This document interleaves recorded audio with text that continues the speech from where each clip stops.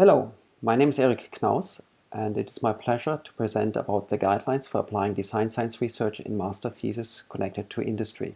Supervising master thesis is really important to me, and I like working a lot with the students, but also with industry contacts to make empirical work feasible. And also, there is a strong expectation, at least at our university, that master theses are providing empirical data and empirical validation for their findings. And in that sense, it is really important to achieve some maturity with the methods. However, we do not have a lot of methods that actually help us to do constructive work. We can do a lot of exploratory qualitative studies. We can also do experiments, also with industry participants. But if the goal of the industry partner is really to build a new thing, then we are, at least in my view, a little bit challenged. There's both action research and design science research. And of course, researchers and also faculty members are really experienced with that. I just feel, especially design science research, as appealing as it is really hard to do. So what I want to do in this talk is I would like to share my experience from running 12 master theses that I supervised in the last 7 years, and I will present them themselves, these experiences, as a design science research report. You can access the paper, it's open access, it's available, and it will give you much more detail.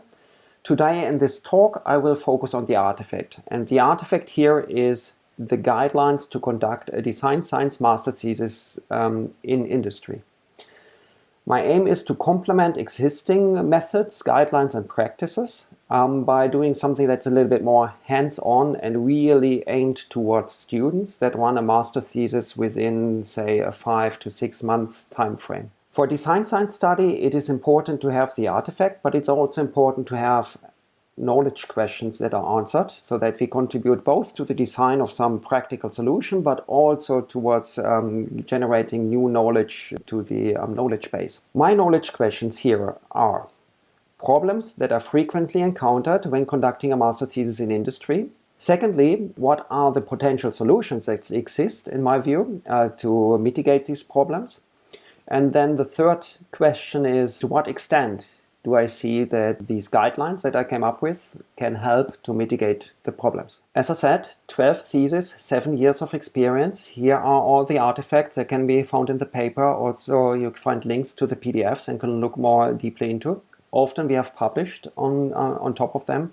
And all this feedback that we get from examiners, from reviewers, from the students, also my own experience, what worked, what didn't, this is what guides me in identifying the guidelines. In the paper, you will find the guidelines explained in detail. I will not have the time to go in much depth here. I think I will go through them and just focus on one. Define the artifact early. This will help you with communication. Work in iterations. This will help you with the quality of your research. You can triangulate between iterations, and in particular, this means that you need to touch on each research question in each iteration. Otherwise, there is no triangulation. Define research questions that really relate to those 3 areas that I mentioned before: problem, solutions, and the evaluation. Have regular meetings. This is really a difficult topic if you want to bring academia and industry together. Use the experience of both academic supervisor and your industry supervisor. Integrate those meetings in your iterative work in design science research cycles. This one is the one I want to focus a bit more on. If you work in cycles, we can usually fit 3 cycles in one master thesis. Each cycle has then 1 month of length. During that time, you should work on all 3 research questions that we usually have. And that means basically that you need to prioritize your work a bit. In each iteration, there should be some progress on the artifact. In the first iteration, you might need to invest a bit more in understanding the problem and then work a bit on the solution engineering. There are different methods that I sketch here that you could do for that. And then do a little bit of evaluation already so that you see if the idea actually holds. Often we use PowerPoint prototypes at this stage. Later, you might have something that is a bit more hands-on. And then once you do the evaluation here, you may already also investigate if you can learn something new about the problem for your iteration 2. where you again might set some focus, find solutions for that in a design workshop or something, work on the artifact itself, and then also evaluate again. But in the second cycle, usually we focus on the solution engineering, actually build a design. And then finally, in the third cycle, the focus might be more on the final evaluation and summing everything up. And then for publication, we might add later, after the master thesis, another cycle so that we can have additional content also to publish towards a journal or conference. Since the artifact might be very important for the industry partner, and also because it kind of describes so well what is your topic, it is quite important to have it in a dedicated short section in the thesis. It should not be hidden among the findings, but I think it's a good idea to separate those two. For publication, we usually have more space constraints and then we merge those things often again. But for the thesis, where space is not so much of a concern, it can be really good to have a dedicated section for the artifact. Working in iteration makes it really difficult to write the report because while you work in cycles, the paper is still sequential and linear, so you need to find a good way of presenting it. Often, the best way of structuring your work depends on actually the findings that you had. So you cannot necessarily anticipate what is the best way of structuring your thesis in the beginning. That is why I recommend to write it more like a diary as things have happened, and then only in the very end, once you reach the end of cycle 3, think about what is the best structure for this thesis before you send it to the examiner. That was the presentation of my artifact, 7 guidelines. In the paper, you find exactly how I derived these guidelines from the data. You will find my reasoning about the underlying problems that must be addressed, and you'll also find additional guidelines that I have discarded. And also you find the evaluation, how helpful did students and other faculty and PhD students actually find those guidelines, how well have they performed basically to solve the problems. In conclusion, my advice for students is to really fully use your supervision team, both academic and industry supervisors, to use them as a sounding board in each phase and also for the planning of your next cycle. Also provide value to practitioners early so they are more likely to help you in the next cycles. My advice for practitioners is be active. The more active you are, the more value you get. You must realize that the actual problem might be much harder than you think it is. So spend time with the students to make sure that they really understand the problem. This can be a contribution by itself. Provide access to different internal stakeholders and moderate the process. And be really interested in the results of the students, not only in the students themselves, but really say what is the value that this artifact provides to your company, to your context. It will be very helpful for the students to get this grounding. My advice for supervisors is be hands-on. This is really, really difficult to do this constructive work in this short time frame that is a master thesis, at least in my context. And also mind that there might be this lack of constructive alignment and the examiner might not be able to value all the effort that the students do. And this is something that must be continuously negotiated and supported. So be hands-on and also aware of these facts. My advice to examiners is that one should be aware that it is hard to compare design science research to other empirical methods, for example, in terms of amount of data. That the interviews are often more structured and targeted, but less formal. That the analysis is even more straightforward because it is constrained by the artifact. And that the total number of interviewees might be lower, for example, because we might ask somebody about the problem, but later also get their opinion about whether the solution solves it. Iterations help to increase the quality, so that should be valued, and also the artifact provides additional deeper insights that we would otherwise be missing. Consider the effort also for managing the iterations and building the artifacts. Since this contributes to the quality of the study, this effort should not be disregarded in judging the quality of the thesis. And with that, I'm already at the end of my presentation. Don't hesitate to contact me with any questions that you may have and any suggestions for my guidelines. Thank you so much. All right, there we go. Hello, everyone. We have Eric here, who is the author, who can take questions. Please use the chat window to ask them. So let's see what we have on the chat window. We have one question from Petra. It is, in your experience, how much time is spent on the artifact versus the knowledge questions?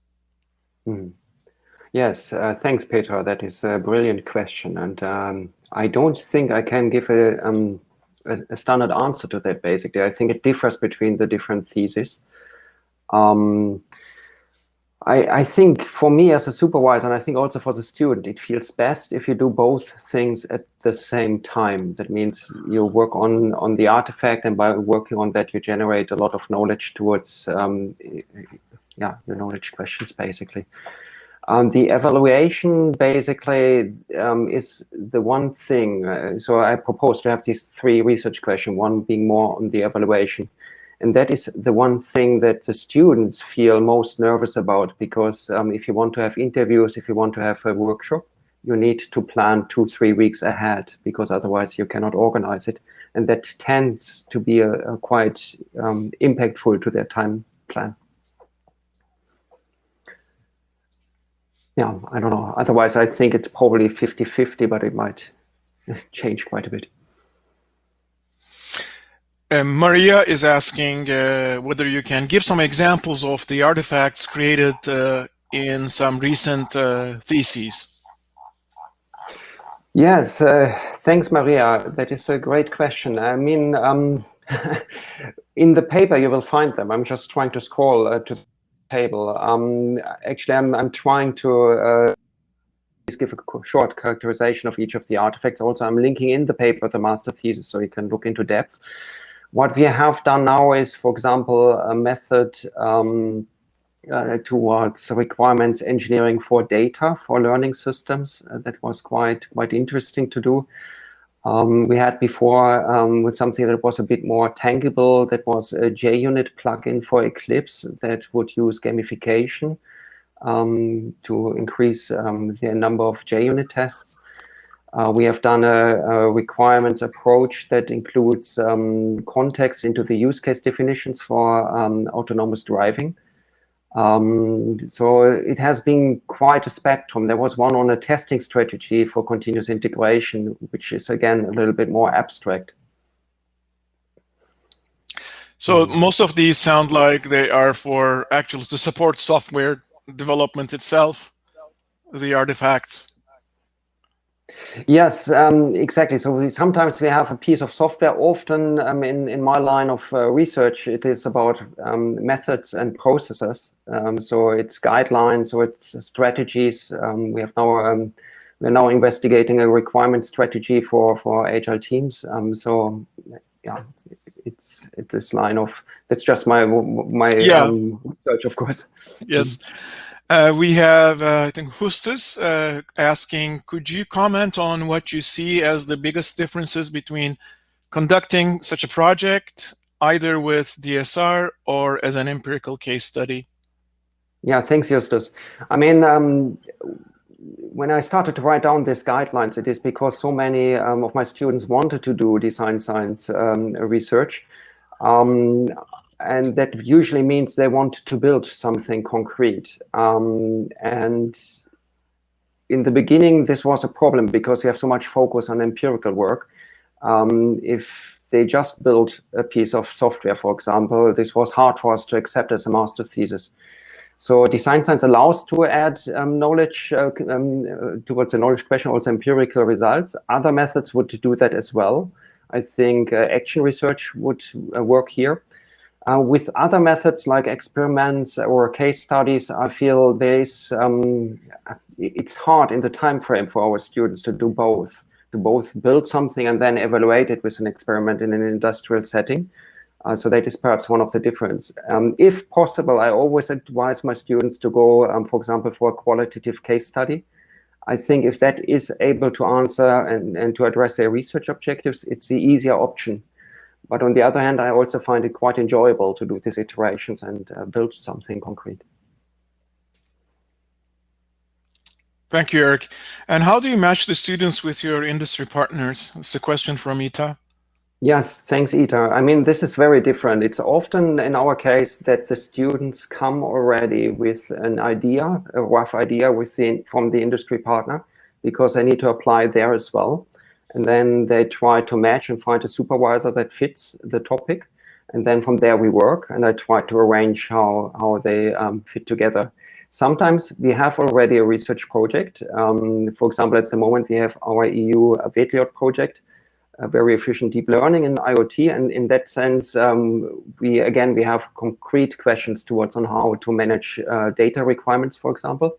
And then I could do the matchmaking with a project partner. So both variants are perfectly fine.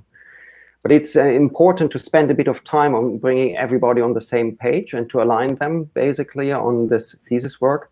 And for that, I've felt these guidelines can be quite useful as well. Some of the industry supervisors are quite interested in getting this view on it. Who defines the artifact? Like, is it mostly the industrial partner that shapes it, or is it the student who's kind of responsible for nailing it down and just trying to get buy-in from the industrial partner? Yeah. That's a good question. Let me think. So recently, basically, it kind of emerged. I mean, we often start with one thing, and then it turns out it's more of the other. So, for example, we did this where we wanted to do a development strategy for blockchain applications, and then just from understanding better during the different cycles what the industry partner was up to, we just understood that in reality it is much more about an architectural framework. So we try to understand what are the different viewpoints that we need to include, and then it has emerged from there. So it is often that through the dialogue we redefine. Still, I think it's very good to have in the beginning a very clear idea what is the artifact, and that is often during our master thesis have a proposal time. So often when we write the proposal together with the industry partner, we agree on a starting point basically. All right, but you let it evolve organically after that. It's not etched in stone. Yes, exactly. I mean, if it was all clear from the beginning, then perhaps this iterative work wouldn't be so useful, because it's actually quite an effort to organize it and have these monthly iterations. Right. But since it's often not clear in my experience, this is extremely useful, but one has to keep an open mind. And there's another question from Eustace. What are typical evaluation methods you can use in such a short time frame? Observational studies, think aloud protocols with stakeholders using the artifact. What else? Yes, I mean, in the first iteration, it's such a short time frame that often we have basically a clickable PowerPoint prototype or something like that. We had one artifact where we wanted to give a feedback system to the driver in a car, to the test driver. And then basically they went and sat down with the test driver, and they showed their prototype and got feedback on it. Another group, they presented their prototype in the first iteration and then had a small survey. And then also with the test driver, I mean, the second iteration, the third iteration, they were sitting on the passenger seat, showing on the notebook what the system would now show. Because the original plan was to integrate it in the middle console of the car, but it was just too much effort in the short time frame, and we were more interested in making a proof of the concept. So often, I mean, it's ideal if others can use the artifact, and we have done that. For example, the students with this architectural framework for the blockchain, they had a set of slides to organize a workshop, and that somebody in the company had then used, and the students protocoled that and listened into the workshop. So there's different ways on what we can do. It's ideal if somebody else can use it. Often we don't reach that part. All right, thank you, Eric. We have only 15 seconds left. So let's give a virtual applause to Eric. Thank you. And those of you who want to meet him, you can join the discussion room in about 4 seconds. Okay. Great, thanks everyone.